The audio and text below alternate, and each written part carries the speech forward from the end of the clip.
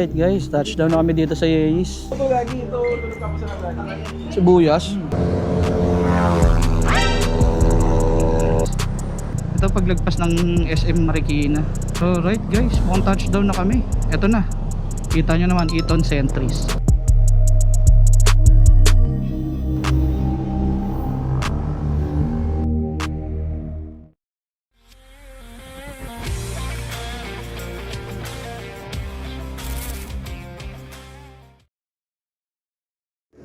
Alright guys, good morning. So bali ngayon nandito lang kami sa Shell Boso-Boso. So nandito na yung dalawang kasama. So almost 1 hour na din kami dito. Yung pinaka main agenda lang namin guys is magbre-breakfast kami sa Yeis dito sa may Marilaki. Then after nun, rekta kami ng event ng makina sa Eton Centris. Yan, sa EDSA. Nandito nga pala kami sa Dunkin. Ito yung bagong gawa dito na tambayan na malapit lang dito sa may Shell Boso-Boso. Tapos ito yung mga kasama ko guys. Ito katabaho ko. Tapos si Permoto PH. So support nyo siya guys. Bagong gawa lang rin yung YouTube channel niya. So yun, bali ngayon punta na kami ng Yeis bago kami pumunta ng Eton Centris. Alright.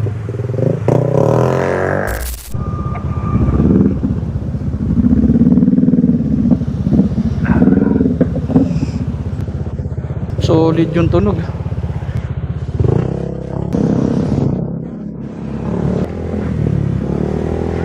Time check tayo ngayon guys, 10:28. Tamang bakbak lang kami dito ngayon.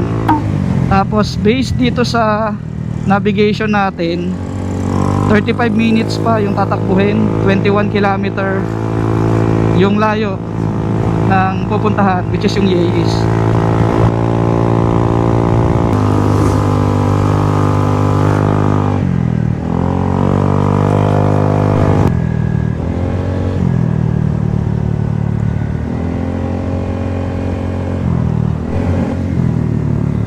Alright guys, 580 meters na lang. So kita nyo naman dito sa navigation natin, nagpapakita na yung racing flag. So meaning malapit na tayo.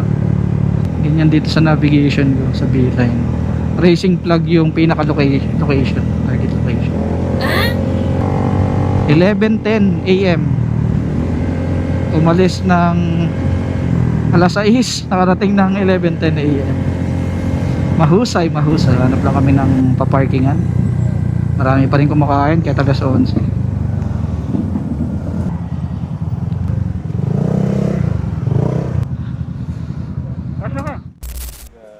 Okay na yan.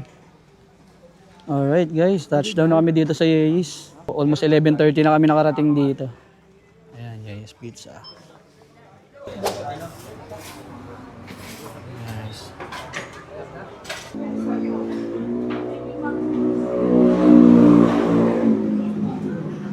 Parang almost 2 years na ata akong hindi nakapunta rito. Ngayon medyo mas naging modern na yung itsura ng mismong lugar nila. Kasi before parang ano pa lang to eh, kubo-kubo. Dami na ano eh. Ang dami na nabago. So bali ngayon tamang hintay na lang kami ng in-order namin na foods. So syempre umorder kami ng Yeis Pizza kahit tanghalian na para matikman rin namin. Tapos umorder din ako ng tapa, then separate na sisig. Wala silang sisig log dito. Pero yung sisig nila, 2 to 3%. So let's see kung masarap. Ito guys yung kinabit kong Hansi na chin mount para dito sa Z8 ng Shoei. Ito, yung Hansi. Itong part na to. Almost 3 days ko rin siyang hinayaan lang dyan kasi ganun yung advice mismo dun sa may pinaka-manual niya. So yun, makapit naman. Hindi naman siya bumubuka basta-basta. Kasi kung hindi siya makapit, medyo mabigat tong GoPro ko. Naka media mode tapos meron pa akong transmitter ng DJI. Tapos kapag pinipindot ko pa, pero wala naman, hindi naman bumuka. Ibig sabihin trusted talaga yan. Yan guys, ito na yung pinaka pizza nila. Yeis Pizza yung pinaka flavor nila. Tapos ito din yung best seller nila. Second time ko nakakain dito. So yung amoy niya talagang authentic na parang organic eh. Tapos 8 slices siya. Tapos yung price niya mga nasa 300 plus, 300 to 450. Icy Spanish Latin. Yun pala yung parang naamoy mo pag ginagat, no? Yung oregano. Tapos silog. Ito kay Per. Bagnet silog. Bagnet silog. Kasi itlog. Hinanap niya yung itlog. Itlog maalat. Manatin, unang tigim, unang subo. Sa... Ito nagugulo. Diyan lang sumama sa vlog mo naman. Tama. Solid na. Ako mo to lagi. Ito, tulog ako sa lagi. Sibuyas.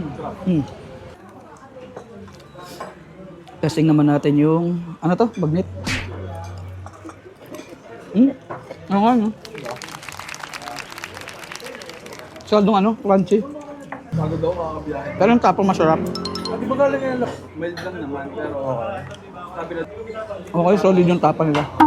inanuan na Tapos meron pang kasamang libreng kape. in-advise na magpaan. Alright guys, so balik kakatapos lang namin kumain dito sa Yeye's. So breakfast, lunch na nga yung inabot namin dito. So after nito guys, punta naman kami ngayon ng Eton Centris. I think mag-aalauna na. Bali, hintayin ko lang itong dalawang pogi kong kasama. Yan guys, baka mapadaan kayo rito. Solid din dito, kumain. Dar, kagatin mo nga yung isang aso dyan. Alright guys, ride out na kami.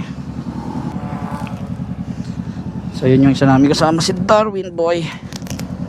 Forma sana ng motor, kaso kalbo na, tsaka dirty na eh. Ge, pasok.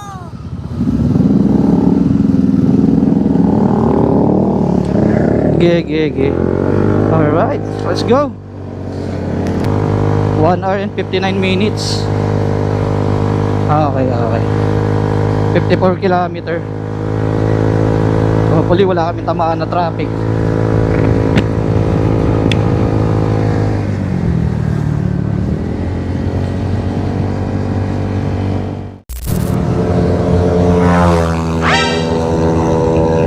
Tangin na pero.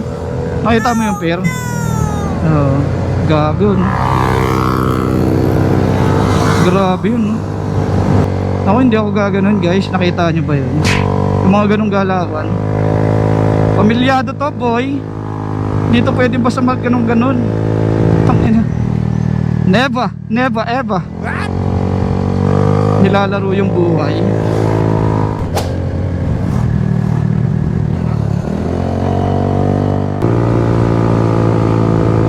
Darwin.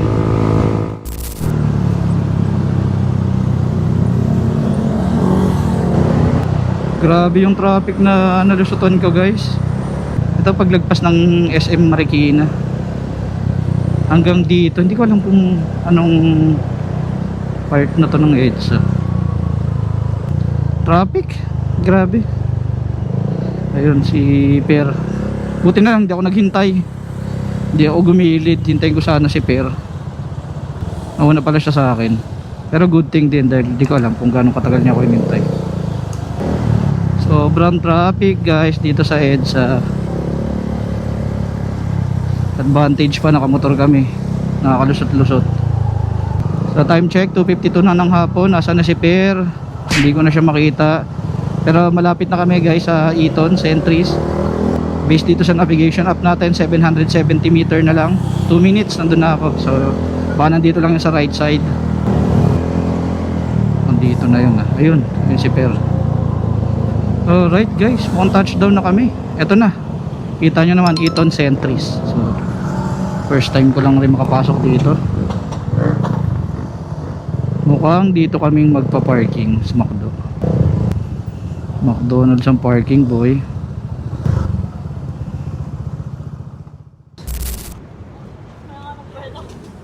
Umpisa na ng bakbakan dito sa Eton guys. Tingnan natin kung meron tayong may uwing motor gears. Actually dito din ginaganap yung mga ibang event about sa motor.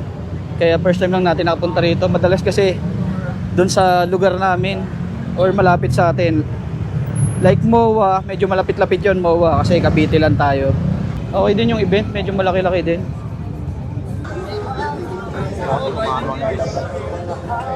So, test guys. 3.5 pH. Benkia. Ito, di ba Benkia hinahanap ng asawa mo? Yan, meron sila dito mga riding shoes. Casco Market, 40% din sila. For every item Mas ata to. maganda dito. Ito para clothing. Dami dito guys. Mahirap i-banggitin yung mga pangalan ng mga store. Pero ito yung mga usual na makikita nyo sa mga ganitong event. Para itong boomerang seat ngayon, ulan to nakita. Okay din, dami din. Ito tignan natin ang meron dito. So dito guys, meron din silang part na kung saan naglalaban-laban yung mga iba't ibang motor.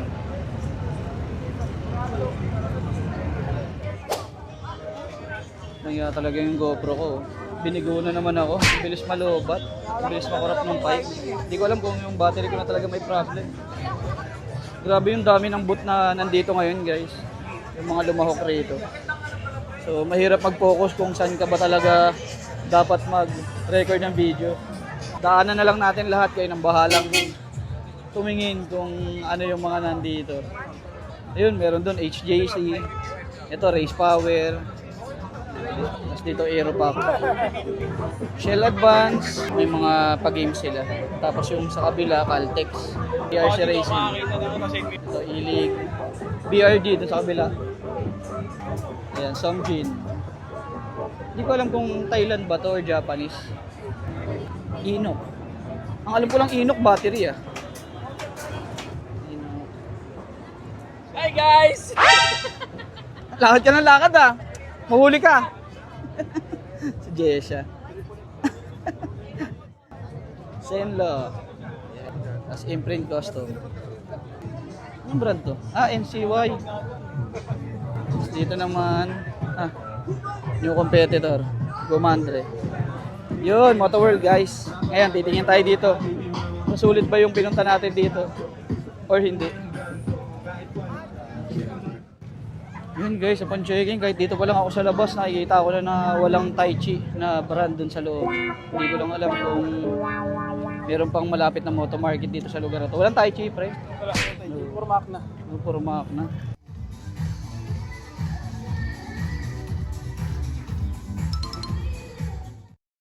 Okay, so bali nandito tayo ngayon sa Eton Centris na Moto Market. So looking lang ako ng Tai Chi. Hopefully makahanap tayo ng pantalon tapos 20%. Ano to? Ang brand to? Heavy. Ano to? Rabbit. Rabbit ulit. Ayun, Tai Chi guys. So yun, ito yung pinakahanap ko. Ang tanong na lang kung 20% to. So yun guys. 10,490. Quick dry mesh pants. Tapos may partner to guys, yung Smart Parka jacket. Tignan natin kung meron.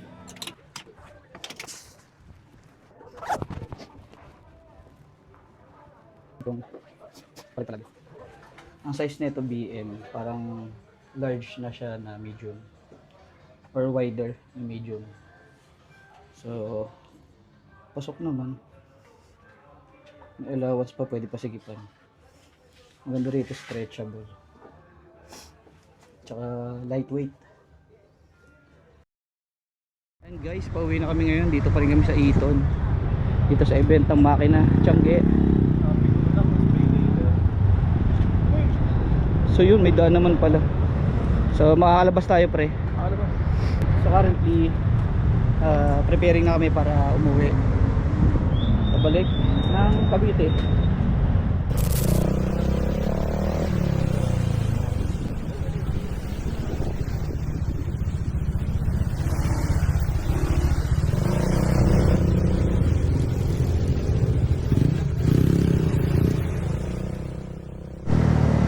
So bali ngayon guys, pauwi na kami ng Cavite. Kakagaling lang namin ng Moto Tiangge. Wala rin naman tayong masyadong ginawa doon actually. Tingin-tingin lang tayo ng mga items na pwede nating maikabit dito sa ADB 160. So kung naging interesting tong video na to guys, pa like and share and subscribe na lang din para updated ka sa mga susunod nating upload. And kung meron kayong mga katanungan, question, clarification or any suggestion guys, i-comment nyo lang sa i-upload natin video para dito. Ay, tagal. So yun guys, hanggang dito na lang. Salamat ulit. See you in the next one.